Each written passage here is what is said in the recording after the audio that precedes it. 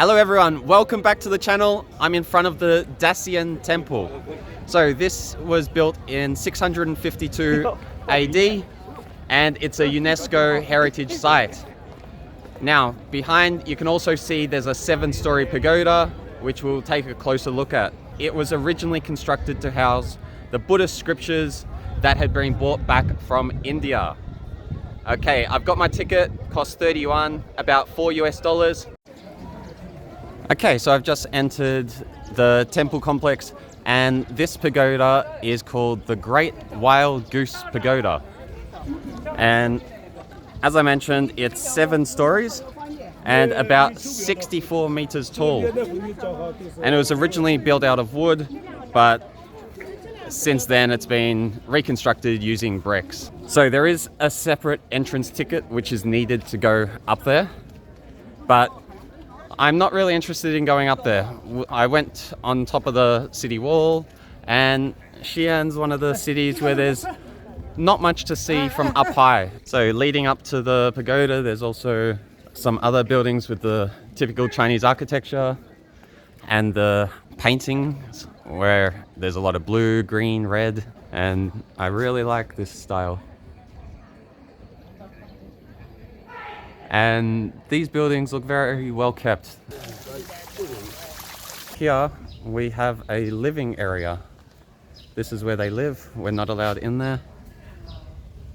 So it looks a lot bigger than when we first walked in. So it goes well past this pagoda, but a lot of this complex is, seems like it's housing and accommodation for all the people that live and work here. Peony Pavilion. I don't know how to say it.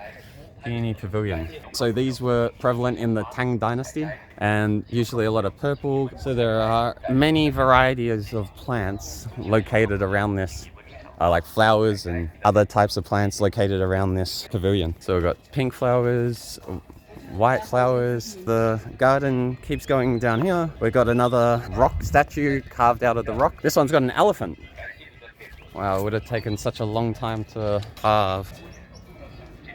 This is very similar to like the British style and others where, well, in Britain it'd be white and black, but the obvious wood planks are framing it, and I love the look of this. Lots of bamboo trees here as well. I wonder if they have any significance to this temple or the religion. If you have any idea if they're important to the religion, please put in the comments. It'd be great to learn more about it. Signs for no carving and drawing, and right under the sign, carving and drawing. Oh, here we've got some more rock carvings. Look at this, we've got the Buddha, and we have to rub the Buddha for good luck. Please give me lots of luck. I think it's the stomach, or is it the ear lobes? I don't know. Hopefully it's the stomach.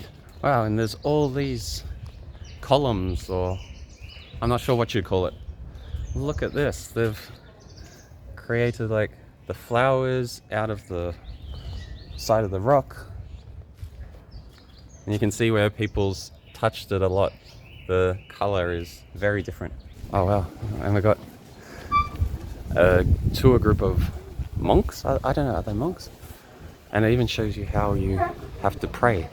So whilst we're waiting, we can see the Buddha in there. So unlike some other ones, we can't get any closer. So there's some temples where you can walk in and get a closer look, but not at this one. Here we got another building. This is the Guardian Hall. And what's the next room? The Manor Hall.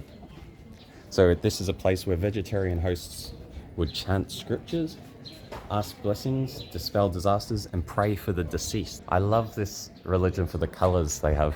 Okay, and then the next one is the Hall of the God of Wealth. When the Chinese celebrate the Lunar New Year, the image of the God of Fortune will be found in every household. Here we're in front of the Great Wild Goose Pagoda. This is the ticket office, and I think it costs 25. So just slightly less than the whole entrance ticket. So it's very plain on the outside. Yeah, so you can see the windows which you could look out from. That's it. So there's not much you're going to see. It's great that it's so high up and it contrasts well with the rest of the complex. and stands out, but you're not going to see much from there. Every side of the pagoda is the same, 64 meters high. It looks a lot taller than that. 7 stories. Well, maybe you count this as 8. In front of us is the school of Swan Zhuang Triptaka, Master of Dharma. I don't know what that means. Maybe it's school for anyone wanting to practice this religion. So we've got some pictures of the Great Wild Goose Pagoda, and so this was in 1976. It looks like it was still made of brick then. 1932. So I don't know how different it used to look when it was just made of wood, but all these pictures look exactly the same now. All the way back to, what was I think, 1932 I said? So maybe it was constructed into brick quite a long time ago. And here I think we've got all the complete translation works of the guy. Look how much he's translated. There was no Google Translate or anything back then. He's done it all from his knowledge and writing it all. 19 years worth, 321 volumes, 44 cases. It highlights how dedicated he was to his beliefs. And here we got the pagoda looking right in front of this hall. Thank you for watching this video. I hope you enjoyed the Dacian Temple and the Great Wild Goose Pagoda. Please like this video and subscribe to my channel, and I'll see you at the next stop. Bye for now.